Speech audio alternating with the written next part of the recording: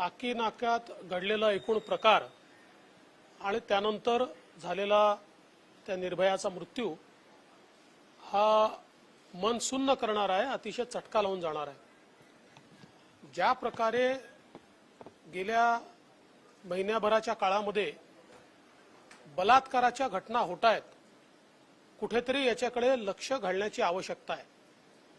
साकी नाक्याचा विषय असेल, अमरावतीला त्या ठिकाणी झालेला एक 17 वर्षाच्या मुलीवर बलात्कार असेल, पुण्याला जवळजवळ 3 घटना घडल्या, त्यातली एक गँगरेपची घटना आहे, पालघरला घटना घडलेली आहे, नागपूरला घटना घडलेली आहे। अतिशय भयानक अशा प्रकारच्या या सगळ्या घटना आहेत आणि विशेषतः मुंबईचा लौकिक हा एक सेफ सिटी म्हणून आपण अनेक वर्ष पाहतोय। मुंबईमध्ये रात्री अपरात्री देखील महिलांना मुलींना फिरण्याकरता कधी अडचण येत नाही, पण अशा प्रकारच्या घटना जर घडल्या तर एक प्रकारे मुंबईच्या त्या लौकिकाला देखील त्या ठिकाणी धक्का पोहोचतो आणि असुरक्षिततेची भावना तयार होते। आणि हा तर इतका निघृण अशा प्रकारचा संपूर्ण प्रकार आहे की अक्षरशः माणुसकीला काळिमा फासणारा, म्हणजे ही माणसं जी आहेत ही इतकी पाशवी कशी होऊ शकतात असा प्रश्न पडावा, इतकं भयानक अशा प्रकारचा प्रकार आहे। आमची मागणी आहे की या संदर्भात कुठल्याही परिस्थितीमध्ये सर्व आरोपी जे आहेत, ज्यांचा रिमोटली देखील याच्याशी संबंध असेल, अशा सगळ्या आरोपींना अटक करावी। तात्काळ फास्ट ट्रॅक कोर्टामध्ये हे प्रकरण न्यावं आणि फास्ट ट्रॅक कोर्टाच्या माध्यमातून या आरोपींना शिक्षा झाली पाहिजे। खरं म्हणजे शिक्षा तर काय करावी हे न्यायालय ठरवतं, पण अशा नराधमांना फाशीच झाली पाहिजे, अशा प्रकारची आमची मागणी आहे। आणि यासोबत कुठेतरी पोलीस विभागामध्ये काय चाललेलं आहे याचाही विचार करण्याची गरज आहे। अशा प्रकारच्या घटना रोखण्याकरता काय उपाययोजना आहेत याकडे लक्ष देण्याची आवश्यकता आहे। शक्ती कायद्याबाबत सरकारने सुतोवाच केलं पण अजून झालं नाही, महिला आयोगाला देखील अध्यक्ष नेमलेला नाही। शक्ती कायद्याच्या संदर्भात बैठकांवर बैठका चाललेल्या आहेत, पण सगळ्यात महत्त्वाचं असं आहे की आजचे जे कायदे आहेत त्या कायद्यांचा वापर करूनही आपण फास्ट ट्रॅक कोर्ट निर्माण करू शकतो आणि त्यात अशा प्रकारच्या केसेस या चालवू शकतो। माझं तर म्हणणं असं आहे की या संदर्भात स्वतः माननीय मुख्यमंत्र्यांनी chief justice of Bombay high court यांची भेट घेऊन त्यांना विनंती केली पाहिजे की डेझिग्नेटेड फास्ट कोर्टमध्ये ही केस आपण चालवावी आणि त्यातनं या नराधमांना त्या ठिकाणी सजा दिली पाहिजे। महिला आयोगाच्या संदर्भात अनेक वेळा सरकारने आश्वासन दिलं, न्यायालयाने देखील सरकारला डायरेक्टिव्ह दिला आहे, पण सरकारला फुरसतच नाही आहे की ते महिला आयोगाला अध्यक्ष त्या ठिकाणी देतील।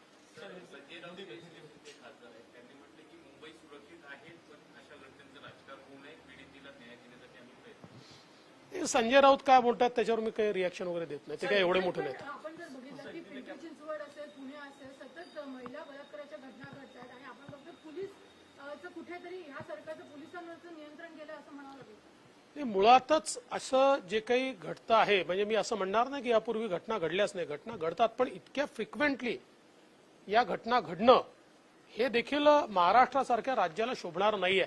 खरं तर आपली सगळ्यांची मानसिकता अशी घटना घडूच नाही अशीच अद्दल घडली पाहिजे, तथापि अशा जर घटना वारंवार घडत गेल्या तर मात्र त्यातनं असुरक्षिततेची भावना निश्चितपणे तयार होते आणि ती परिस्थिती या ठिकाणी आहे। आता मुळातच पोलिसांच्या संदर्भात एक प्रकारे पोलिसांमध्येही काही प्रमाणामध्ये नाराजी दिसून पडते आहे। मोठ्या प्रमाणात आपण मागच्या काळामध्ये बघितलं की बदल्यांमध्ये ट्रान्सफरमध्ये खूप मोठ्या प्रमाणात काय परिस्थिती झाली आपल्याला कल्पना आहे, त्याची सीबीआय इन्क्वायरी करते आहे। एवढंच नाही तर अगदी काल परवा देखील ज्या काही बदल्या झालेल्या आहेत त्या संदर्भात अनेक IPS अधिकाऱ्यांनी देखील मला त्या ठिकाणी स्वतः बोलून दाखवलं की नियमबाह्य अशा प्रकारचा सगळा व्यवहार चाललेला आहे। तर हा डिसिप्लिन फोर्स आहे, डिसिप्लिन फोर्समध्ये आम्हाला पाहिजे तीच माणसं आम्ही आणू, आम्हाला सोयीची ती माणसं आम्ही आणू, आमच्या व्यवहारांना संरक्षण देतील ती माणसं आम्ही आणू, अशा मानसिकतेतनं जर अपॉइंटमेंट व्हायला लागल्या तर मात्र हा फोर्स कमजोर होतो आणि मग गुन्हेगार बेफाम होतात. सर, हिंदी में आपकी क्या प्रतिक्रिया है? जिस तरह मोठ्या प्रमाणात नाराजी आहे या सरकार विरोधात. बघा, असं नाराजी वगैरे आहे असं स्वीपिंग स्टेटमेंट करणं योग्य होणार नाही, पण काही प्रमाणात ही नाराजी निश्चितपणे आहे.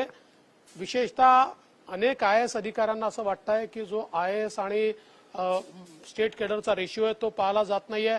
अनेक स्टेट केडर मधलेही चांगले अधिकारी साईडला फेकले गेले आहेत आणि त्यांचे ज्युनियर लोक हे त्यांच्या म्हणजे पदावनत करून त्या ठिकाणी त्यांना आणण्यात आलेलं आहे. तर या संदर्भात काही ना काही वेदना तर त्यांची आहेच. सर, आपकी प्रतिक्रिया हिंदी में जानना चाहेंगे. साकी नाका की बहुत ही दुर्भाग्यपूर्ण घटना हुई है, क्या कहेंगे? साकी नाका की जो घटना है ये बहुत ही दुर्भाग्यपूर्ण है.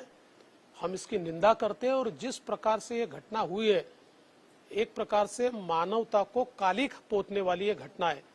दिल्ली की निर्भया की घटना को उसकी जो याद है उसको ताजा करने वाली इस प्रकार की ये घटना है. हमारी मांग है कि इसके ऊपर कड़ी कार्रवाई की जाए, तुरंत फास्ट ट्रैक कोर्ट्स तैयार किए जाए, आरोपियों को सजा मिले और हमारे तो मांग ये रहेगी कि ऐसे आरोपियों को सजा देना तो कोर्ट का काम है पर उनको फांसी की सजा ही होनी चाहिए.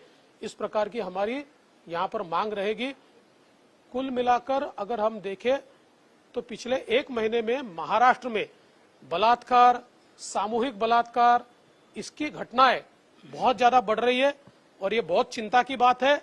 सरकार ने इसकी ओर ध्यान देना चाहिए, ऐसा हमारा मानना है. चीफ जस्टिस से मिलकर एक डेजिग्नेटेड कोर्ट बनाने की भी आपने बात की इस बात. देखिए, मुझे ऐसा लगता है कि ऐसे मामले में स्वयं हमारे चीफ मिनिस्टर साहब ने chief justice of Bombay high court इनसे बातचीत करके इसके लिए special designated fast track court तैयार करके बहुत कम समय में इस ट्रायल को कंप्लीट करना चाहिए. सर, 2 साल से भी ज्यादा का समय हो गया, शक्ति कानून अब तक इम्प्लीमेंट नहीं हो पाया है, अभी भी पेंडिंग है, सिलेक्ट कमेटी के पास खड़ा हुआ है.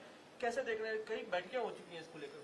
देखिए, शक्ति कानून का जहां तक सवाल है इस पर बैठकें चल रही है लेकिन इसके ऊपर कोई कार्रवाई नहीं हो रही. लेकिन मेरा मानना ऐसा है कि आज का भी जो कानून है उसका भी इस्तेमाल अगर हम करें तब भी ऐसे लोगों को हम सजा दे सकते हैं. हम कोई शक्ति कानून नहीं है इसलिए हमारे हाथ पैर अड़े हुए, ऐसी बात नहीं है. सरकार मानसिकता अगर बनाए तो ये पॉसिबल है. क्या मानते हैं सर, पुलिस का डर नहीं रहा है राज्य में? क्योंकि कानून व्यवस्था लगातार जो स्थिति है वो सामने कई घटनाएं आ चुकी है. आपने खुद कहा कि कई घटनाएं महिलाओं को लेकर आ चुकी है सामने. देखिए, महाराष्ट्र की पुलिस की अपनी एक साख देश में रही है और एक बहुत प्रोफेशनल पुलिस के रूप में इसको देखा जा रहा है. लेकिन पिछले 2 सालों में जिस प्रकार से पुलिस में इंटरफियरेंस चल रहा है, आपको पता है एक CBI जांच चल रही है, उसमें तो बहुत जबरदस्त ऐसी चीजें बाहर आ रही है. अभी 2 दिन पहले जिस प्रकार से ट्रांसफर हुई है उसमें भी कई IAS अधिकारियों ने ये कहा है कि उनको दरकिनार कर दिया गया है. कई स्टेट कैडर के भी बड़े अफसरों को छोड़कर उनसे जूनियर अफसरों को पोस्ट डाउनग्रेड करके उस पोस्ट पर लिया गया है. तो इस प्रकार की जब घटनाएं होती है तो इससे एक डिसिप्लिन फोर्स में एक इनडिसिप्लिन तैयार होता है और उसका फायदा ये जो हमारे मतलब जिस प्रकार के अपराधी होते हैं, जो समाज विरोधी तत्व होते हैं, उन तत्वों को होता है वो दिखाई पड़ रहा है. गृह मंत्रालय हमेशा विवादों में रह रहा है सर. गृह मंत्रालय पे एक बड़ा सवालिया निशान भी लगा हुआ है. आपने ट्रांसफर पोस्टिंग की बात की है, इस तरह की घटनाएं हुई. गृह मंत्रालय में एक बड़ी फेरबदल की जरूरत है. आपको लगता है कि वहाँ कुछ सुधार होने चाहिए? देखिए, अब इससे बड़ा सुधार तो क्या हो सकता है? एक गृह मंत्री गए, दूसरे गृह मंत्री आए, इससे बड़ा आप सुधार क्या हो सकता है? नए गृह मंत्री जी से अपेक्षा है कम से कम जो पुलिस की अवस्था पिछले 1-1.5 सालों में हुई है उसका सुधार वो करे. तो अल्टीमेटली देखिए, एक इंस्टीट्यूशन है, व्यक्ति आते हैं, कभी मैं गृह मंत्री था, फिर दूसरे थे, अभी तीसरे, मेरे से पहले कोई और थे. इंस्टीट्यूशन चलती है और इस इंस्टीट्यूशन को अगर हम डाइल्यूट करना शुरू कर दे तो इसका लॉन्ग टर्म इफेक्ट खराब होता है.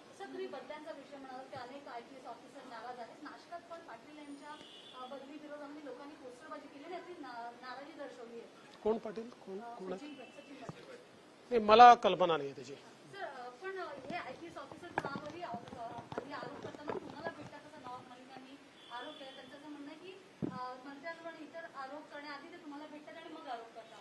मला अनेक IPS ऑफिसर्स भेटतात, त्याचा अर्थ ते सगळे काही आरोप करतात असं नाहीये. आणि आरोप करण्याकरता मला भेटण्याची आवश्यकता नाहीये. ज्याला आरोप करायचा आहे तो त्या ठिकाणी त्याच्यावर जी काही परिस्थिती आहे त्यानुसार आरोप करतो. IPS अधिकारी मला का भेटतात आणि त्यांना का भेटत नाही, अशा प्रकारे जर त्यांच्या मनामध्ये असूया असेल तर त्यांनी आत्मचिंतन केलं पाहिजे. आणि मी एक गोष्ट सांगतो, महाराष्ट्रामध्ये ही परंपरा आहे. महाराष्ट्रातले IAS IPS अधिकारी हे राज्यातल्या नेत्यांना वेळोवेळी इश्यूजवर भेटत असतात. मी ज्यावेळेस मुख्यमंत्री होतो, आमचे अनेक अधिकारी पवार साहेबांना भेटायला जायचे. मी कधीही त्यांना नाही म्हटलं नाही. हे बंगाल नाही आहे, हे महाराष्ट्र आहे. या महाराष्ट्रामध्ये लोकशाही आहे. लोकशाहीमध्ये विरोधी पक्षनेत्याचं एक स्थान आहे, विरोधी पक्षातल्या नेत्यांचं एक स्थान आहे. त्यामुळे आमच्याही काळात आम्ही कधी थांबवलं नाही आणि नवाब मलिकाने थांबवलं तरी ते थांबणार नाही. दुसरी गोष्ट अशी आहे की अधिकाऱ्यांवर तक्रार करायची वेळ तुम्ही का आणता? आणू नका ना. हे जे भ्रष्ट तुमचा कारभार आहे तो बंद करा. कोणी कारवाई करणार नाही तुमच्यावर. देवेंद्रजी, एक प्रश्न असा आहे, आयपीएस ऑफिसर चालतात आणि मग आरोप करतात. नवाब मलिकांना तसं काही फार माहित नसतं. त्यांना जे काही लिहून जातं ते लोक बोलत असतात. देवेंद्रजी, प्रश्न असा आहे की साकेनाक्याची जी घटना आहे, सत्ताधारी पक्षातले मंत्री अनेक मुंबईत आहेत, परंतु त्या ठिकाणी घटनास्थळी अद्याप कुठलाही सत्ताधारी पक्षातला नेता, मंत्री किंवा पालकमंत्री कोणीही पोहोचले नाही. नाही, मला असं वाटतं की किमान त्या ठिकाणी पालकमंत्र्यांनी तरी जाणं हे गरजेचं आहे. कारण शेवटी काय असतं बघा, तिथे काही फार जाऊन गर्दी केली पाहिजे असा मताचा मी देखील नाही, पण प्रशासनावर एक त्याचा दबाव असतो. सरकारमधलं कोणी जर त्या ठिकाणी गेलं, गृहमंत्री असतील, पालकमंत्री असतील, कोणीतरी जर गेलं त्या ठिकाणी, तर त्याचा एक प्रशासनावर दबाव असतो आणि त्यातनं गोष्टी वेगानं होतात. आणि दुसरं, लोकांना देखील दिलासा वाटतो की सरकारने या संपूर्ण ही जी काही Subscribe to our channel by clicking the subscribe button. Click the bell button and enjoy the latest uploads from our channel.